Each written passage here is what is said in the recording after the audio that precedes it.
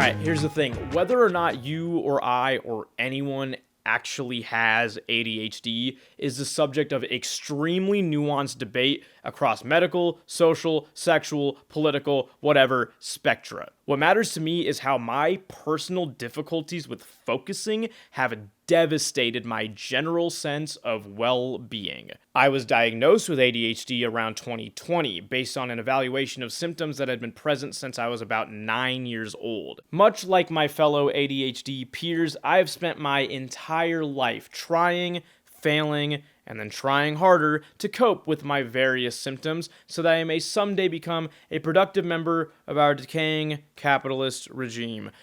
And today I'd like to share just a handful of things that I have found to be amazingly helpful, not all of which are super obvious or popular, and not all of which may apply to you. This is a personal journal entry. This is not medical advice. I have not yet cured my ADHD, obviously, nor have I achieved all of the lofty goals I've set for myself in my little life. The measurable progress I can proudly report is that these days I feel better, and that I'm actually capable of measuring my progress because I actually make progress. And making any progress at all is a dramatic improvement compared to the terrible, terrible predicaments I have otherwise found myself dwelling in. So, lock in, boys, no matter how hard that may be for some of you, and observe my methods. So there are 4 YouTubers who I can just name off the top of my head who I swear by. How to ADHD is a channel I found at the time I got diagnosed and has been instrumental in equipping me with vocabulary and frames of mind, really, that have allowed me to articulate myself and be a whole lot nicer to myself, really. I have actually found myself turning to her videos literally just because I'm feeling sad and helpless, and the way she phrases things and the jovial style in which she presents these things has actually helped to improve my mood, like in a pinch. That being said, she's not like a doctor, she's just like a lady who has ADHD, so if you want something that's more clinical and like medical, Dr. Tracy Marks, she's a psychiatrist. She talks about a wide variety of psychiatric issues on her channel. All of her videos are really concise, yet super informative. Andrew Huberman is a professor at Stanford. I think most of his appeal is just that I find him incredibly dashing and charming, but all of his episodes on ADHD are really nicely organized and methodically presented, and they also work to dispel common myths with hardcore scientific evidence. So I'd recommend those as well. And finally, Healthy Gamer GG. I put a little asterisk next to his name for 2 reasons. One, I believe his primary audience is young men, so if you're not a young man, he might not be talking to you all the time, but 2, he is like always uploading stuff, so it's kind of scattered and all over the place and rambly, which isn't always conducive to an ADHD brain. Jessica and Dr. Marks make short and focused videos that I can watch over and over, and Huberman's videos I feel like are meant to be watched once and with a notepad, but Healthy Gamers videos feel like a lot more of a long-term investment into a parasocial relationship. That being said, he is brilliant. He's very blunt and very fun to listen to, and he does a lot to engage with his audience, which allows him to dive into some very specific and nuanced topics. I didn't need an ADHD diagnosis to realize that I erred on the side of aloof inattentiveness. When concerns were first being raised about my behavior, whether by friends or teachers or myself, well, for one, I had suddenly internalized this profound sadness that, like, I'm gonna suck at life because I can't do simple things. Like, I'm 10 years old and I'm incapable of keeping my bedroom clean or my school desk organized, and everybody hates me because I can't follow basic directions or get anything done. I didn't know what ADHD was. That was all the diagnosis I had. We decided it was too early to consider serious medical intervention and that I should give myself time to get all my childhood zoomies out. But unfortunately, I think this plan kind of backfired as every one of my symptoms seemed to worsen over time. Once high school rolled around, completing homework was an impossibility, and extracurriculars had shat the bed. What a formal diagnosis has enabled for me is ADHD-specific treatment in various medical and psychological settings, including a local ADHD treatment center, where my therapist and psychiatrist work exclusively to help me with my ADHD-related concerns. Seeing as I wasn't diagnosed until 2020, which was halfway through my undergraduate career, this has all been dramatically life-changing. Until that point, I had seen various therapists and psychiatrists, but for completely different, albeit comorbid, reasons. When I was a child, we decided to focus on my severe anxiety issues before anything else because those presented as far more debilitating. Around high school, I started talking to folks about depression, and while any survey of my worldviews and general attitudes toward life and myself are indeed quite indicative of a depressive, pessimistic son of a bitch, I am fairly certain that a giant chunk of my depression has to do with the ginormous pile of shortcomings and missed opportunities and broken dreams I have accrued from all my years of struggling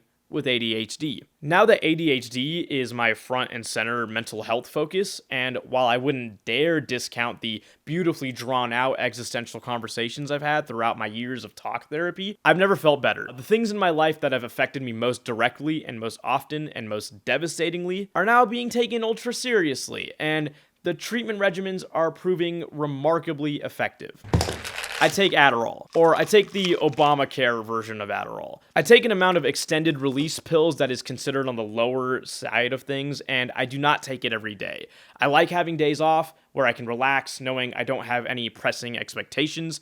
I also believe that taking it too many days in a row will result in me building a tolerance.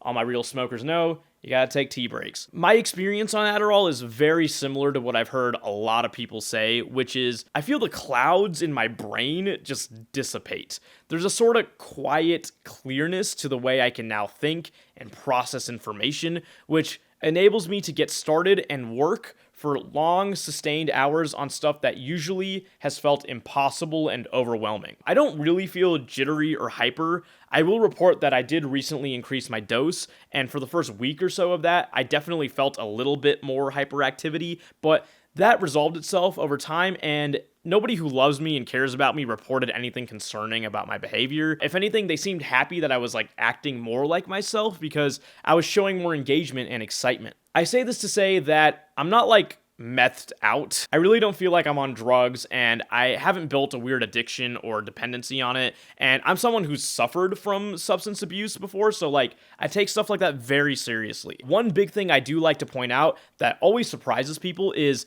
I take naps when I'm on Adderall, and I sleep like a baby. Some days I actually don't have enough energy. I have focus, alertness, and drive, but I still get sleepy. So I often supplement my Adderall with 3 cups of coffee. In the past, coffee has made me feel wired and jittery and hyper, but never Adderall, and coffee with Adderall so far hasn't raised any red flags for me. So that's the medication side of things. But what about therapy? What does ADHD-specific therapy look like? I don't really consult my ADHD therapist for specific productivity tips and tools, mainly because I feel like I already have a bunch of those. My therapist and I do talk a lot about expectations and figuring out what a typical productive day is supposed to actually look like. See, I'm someone who has literally pissed away years. Take a look at my college transcripts. There are entire years where I didn't turn in a single essay, or I didn't study for a single final, where I didn't show up for a single class. I gotta recalibrate. I have no idea what you guys do out in the real world. I have no idea what it's like to sit at a desk and do work, and I have no idea what's expected of most people in those circumstances, and I have no idea what I'm capable of. Some of these conversations get a little weighty, but so far this has proven a profound series of revelations and mental health work. There are a ton of productivity apps and tools available on the App Store which have very smartly integrated notifications and trackers to help you stay on task. I'm sure these are great. I don't use an iPhone anymore. I bucked the trend, and I got myself a dumb phone. This one's called the Light Phone 2. They just released the new one, the Light Phone 3, but it looks all bulky and ugly. Maybe I'll buy it when this one breaks. Quick tangent. I don't care to address all the implications of ADHD being overdiagnosed and Adderall being overprescribed because I don't care, but it surely is a fact that iPhone culture is destroying our collective attention span.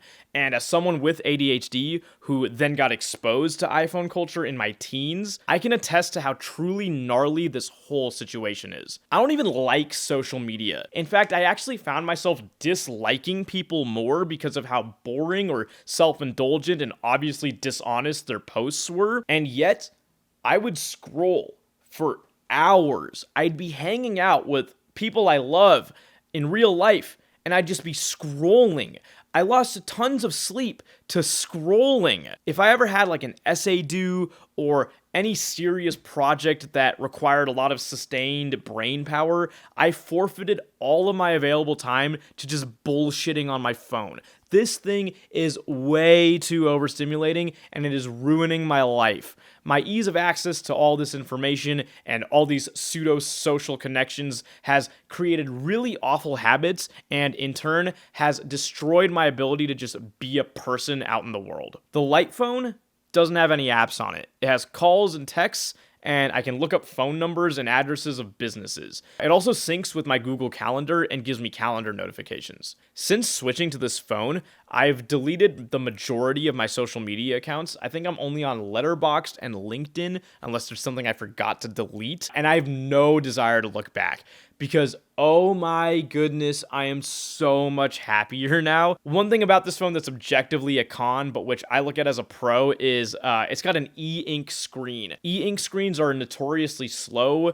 It takes literal seconds for new information to show up on the screen. So this makes texting kind of nightmarish, but what this also means is that if I am texting people, I have to like sit down and like text them. I have to set time aside to do it. It's not just like an always on thing where I'm just mindlessly responding to bullshit conversations all day. This has in turn made me feel a lot more connected with and deliberate about the conversations I have and the relationships that I maintain. But more often than not, I just call people now, and that is way better. Everyone who sees this phone immediately asks, well, what if computer? All of the things that you're asking me about are websites and computer programs. You can sit down at the computer or a little MacBook and do all of those things. All right, well, what if I'm a preteen or a teenager or the parent of a preteen or a teenager? Well, now I'm willing to offer a little more grace. I'm on the older end of what they call Gen Z. One defining feature of my generation is that we were the guinea pigs of the social media and attention economy experiments. These experiments are not going well. They have so far resulted in permanent alterations to our brain functions, our collective attention span, our mental health, our social well-being. They're also destroying everything we know about media and culture. As someone who spent pretty much all of middle and high school glued to my cell phone and actively maintaining like 5 social media accounts at one time, I would not personally advise that any child or teenager be exposed to these horrors. But, of course, the kids don't know any better, and the kids have already been hooked.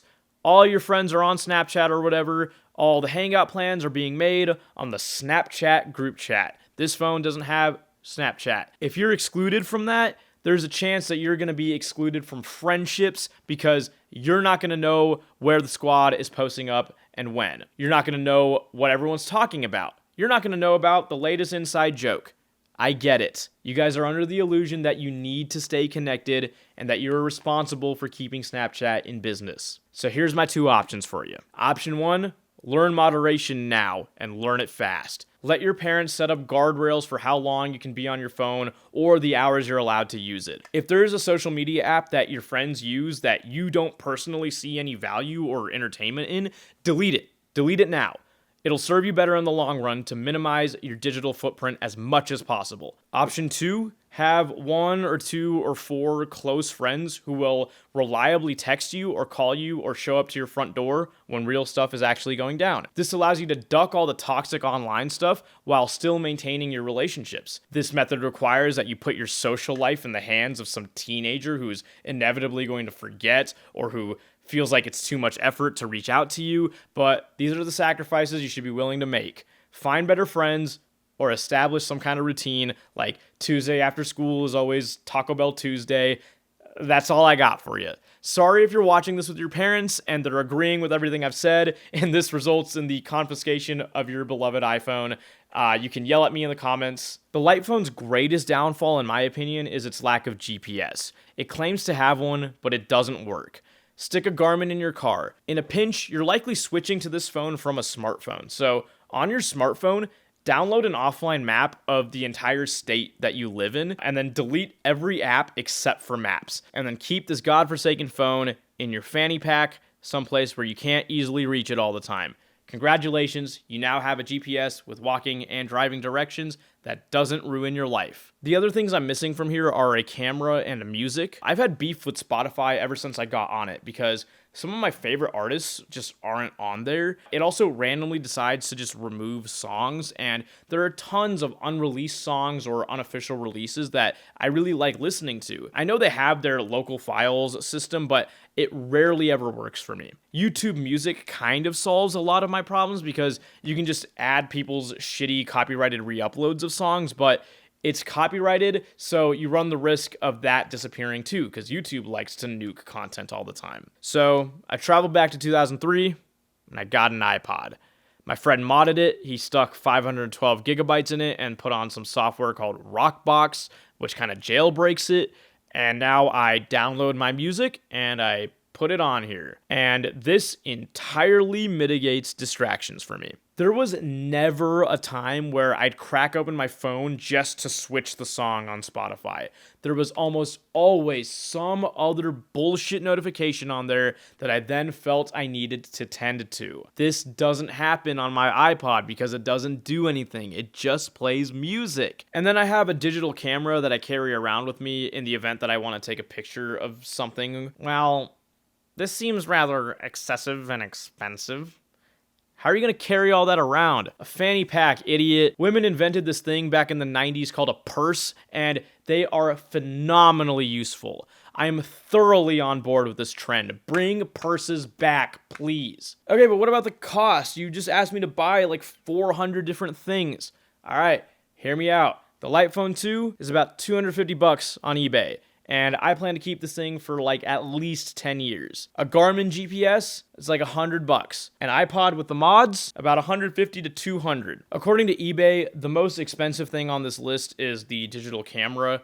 But the reason these are so expensive is because smartphones have completely destroyed the market for them. But this actually has really obvious real-world implications. There are likely a ton of people in your life who have one of these lying around that they never use.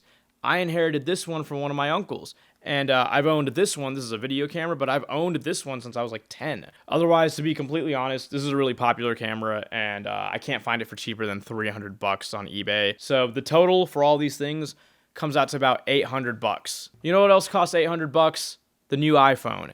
And the new iPhone sucks, and it'll ruin your life. Don't let the lifestyle drag you down. This one kind of goes hand in hand with the whole abandoning the iPhone practice. I fancy myself something of a writer. I also like to do a lot of journaling, and there are all too many occasions during which you must jot down a note for whatever reason. I wasn't able to get any serious writing done on my big, fancy, distracting laptop, and as I spoke to with the music stuff earlier, whenever I opened up my Notes app on my phone, I inevitably found myself on some other app within 5 seconds. I know I could just use a spiral notebook and a pen, but my hands get really cramped up when I write for a while, and I can barely read my own handwriting. I grew up in the age of computers, you guys. I need me a QWERTY. So I got myself a QWERTY. This is a typewriter. It's not just any old typewriter though. It's called the Alpha Smart Neo 2, and it's a digital typewriter that enables me to do nothing but write. This little screen can only show about 4 lines of text at a time, so as to discourage me from excessive editing and backtracking, and it instead allows me to just let the ideas flow. When it comes time to finally edit a draft, I just plug this into my computer and it automatically uploads my drafts by pretending to be a keyboard being operated by a robot. Sometimes when I need to write for prolonged periods of time, I go someplace quiet with nothing but my AlphaSmart, and I find that this way, I'm able to start and finish entire essays about 1,000,000 times faster than what I'm used to. That Spider-Man essay was written in one sitting. Usually something like that would have taken me several days. But in my fanny pack, I do carry a tiny little notebook and a pen that I like to use. This is helpful in a pinch. In my dream world, I would have some kind of efficient voice-to-text system, but as of now, I do not.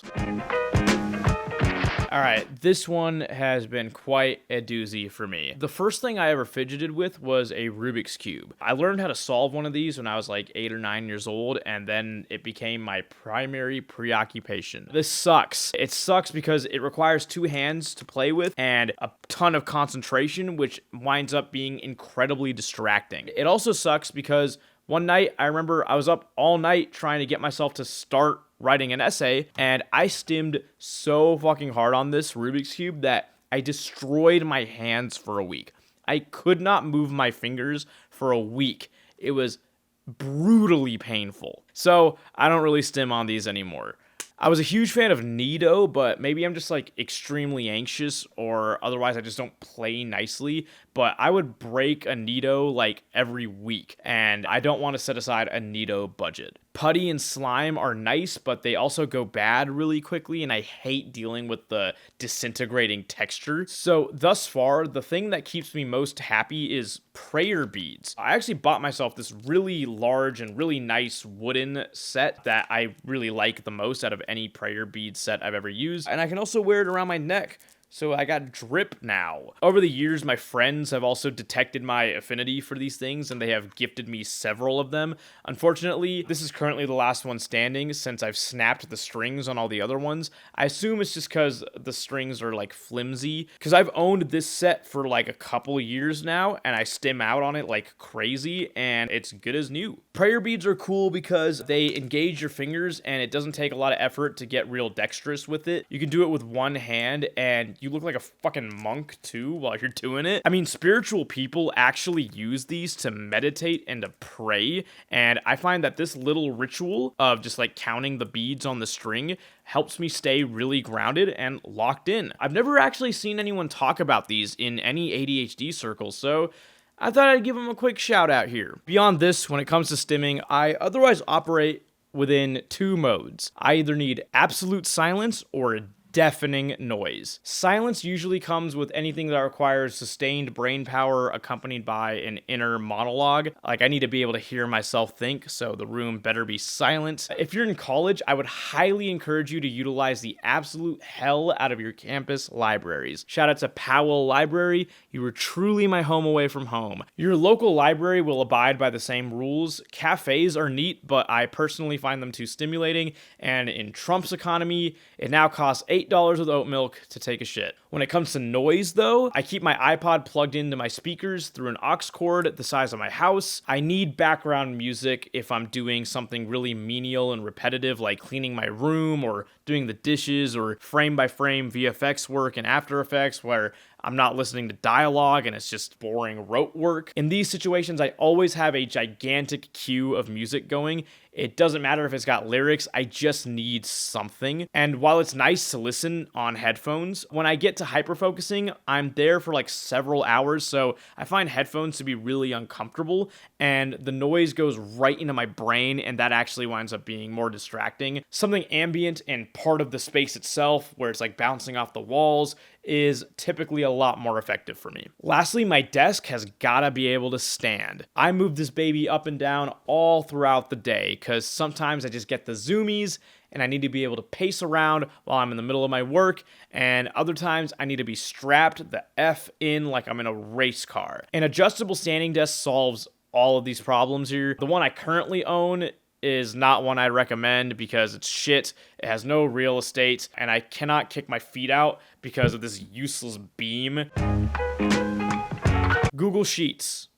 I just use Google Sheets. I'm not even like nice with it. I don't know how to make the shit look super nice, and I don't know how to program and implement like the advanced mathematics and formulas, but I find Google Sheets to be readily available, easy to use, entirely functional, and perfectly customizable. I have two main documents that I use on Google Sheets. One I just call my daily routine, and the other I call the Personal Finance Trackertron 9000. Daily routine always has two things going on. One is an overview of imminent tasks and projects, organized in order of how impending they are. And then the other stream of information is where I log my activities throughout the day as they happen. I make this distinction very important because I spent a long time charting out daily and weekly and monthly and yearly schedules, and none of those ever worked.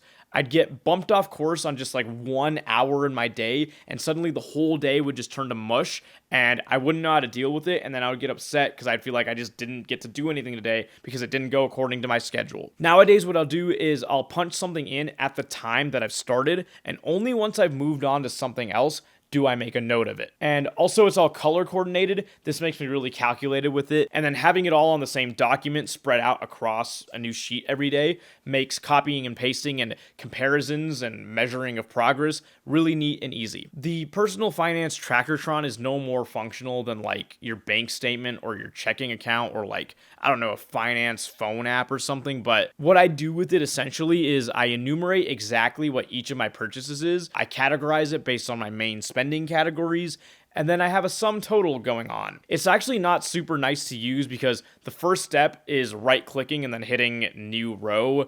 I don't know if there's a faster way to do this, and I don't really care. The Trackertron also allows me to stay really pessimistic about how much money I have because I always punch in big future purchases, like I always have rent and car payments taken out in advance. I have another sheet on the same doc where I then summarize what I spent in which categories each month. This lets me see big trends and compare them and set goals for how I'm going to manage my finances month to month. And then I have a third doc where I neurotically track and predict all my future shit. I've made 10 of those, obviously. Google Calendar is something I only use for scheduled appointments and meetings and obligations. I do not clutter my Google Calendar with my own personal stuff because I don't like how it looks when it's all cluttered, and I don't like getting notifications from it. But when it comes to Google Calendar, I make sure that if I have an appointment or a meeting on the horizon, or if there's some kind of obligation that wholly involves someone else, they're the ones organizing it, and I'm not actively thinking about it every day, or I don't have like little things in my day-to-day life that remind me that it's happening. Stuff like that gets put on the calendar immediately. As soon as I find out the date and time and the location, I throw it in there. And every time it's not in the calendar, I completely forget that it's happening, and am forced to endure the shameful consequences. Sorry, I just caught myself mentioning that I also put the address in. Not a lot of people know this, but Google Calendar, when it does give you a notification, you know how everything's watching you all the time, so it has location data on you. It tells you how far the drive is, and it sort of times this notification, or at least gives you a little heads up that, hey, this is like whatever, a 40-minute drive, and so that allows you to sort of plan your day around it. It's really neat. Giant water bottle on me at all times. I've just made a habit out of sipping. In the last 5 years or so, I've never owned a water bottle smaller than 40 ounces. I just spent money on this new hydro. Don't worry, boys, I'm getting my money up. Your appetite's suppressed when you're on the meds and caffeine, but meals are a necessary part of sustaining attention and staying alive. I would recommend David Lynch's approach to this, which is eating the same thing at the same time every day. This takes all the anxiety-inducing variability and need for planning out of it. Of course, your mileage may vary. Sometimes you want a fucking tuna tartare, I get it. Exercise every day. I don't care how you feel. I do not care how tired you are. Get your ass up off the couch and walk a lap. I'm still working on this, so I'll report on how I actually get a routine going later. I feel qualified to make this video at this point in my life because these are all things that I keep up regularly. These are all things that I've invested real time and money into after years of deliberation and research, and I am happy to report that they have rewarded me quite handsomely. I would hope that this video can inspire for you some considerations that you can make about how you go about living your life. If for nothing else, I hope it encourages you to take your ADHD or general aloof inattentiveness seriously, because it's important that you get these things taken care of, and it's important that my generation identify its ailments and work diligently to overcome them. There are solutions. There is help that you can seek, so please do that. Take care of yourself. And thank you so much for sustaining your attention throughout this entire video, even if you watch it on double speed in the background of Monkey Mart or Minecraft. It's world domination, nation. You tuned into my station. Always got to do be in the motherfucking nation.